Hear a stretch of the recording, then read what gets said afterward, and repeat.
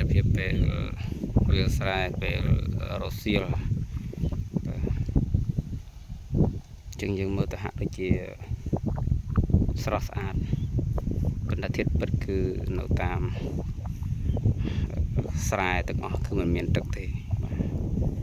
គឺកំពុងតែស្វិតក្រៀមបែបនេះបាទហើយពោពេញទៅដោយស្មៅបាទចឹងឆ្នាំនេះមិនដឹងជាបានផលប៉ុន្មានទេបាទស្មៅច្រើនណាស់បាទសិតតែស្មៅចឹងហើយ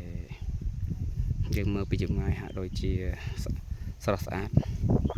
ប៉ុន្តែធាតុពិតគឺពោពេញទៅដោយបញ្ហាអានោះវាប្រៀបដូចជាជីវិតរបស់យើងដែរបើសិនបើយើងសម្លឹងមើលទៅផ្នែកខាងក្រៅរបស់មនុស្សទូទៅយើងឃើញថាអូគេពិតជារីករាយពិតជាហឺហាពិតជាសប្បាយប៉ុន្តែជីវិតម្នាក់ពិតជាមានបញ្ហាសម្រាប់ខ្លួនគេក្រុមគ្រួសាររបស់គេនីមួយៗដូចគ្នាបាទអញ្ចឹងយើងមិនអាចវាតម្លៃឬក៏សន្និដ្ឋានតាមរយៈរូបភាពបង្ការបានទេអញ្ចឹងហើយធម្មជាតិវាផ្សារភ្ជាប់នឹងធាតុពិតក្នុងសង្គម